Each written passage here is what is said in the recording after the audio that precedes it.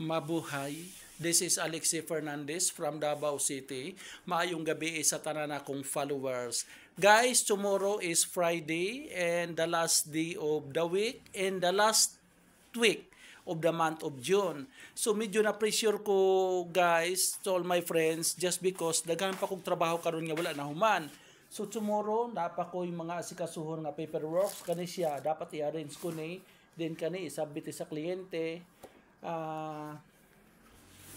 Then naapay mga collections, kulang pa mi og tao. Daghan pag mga deployments, daghan pag mga dapat hirings.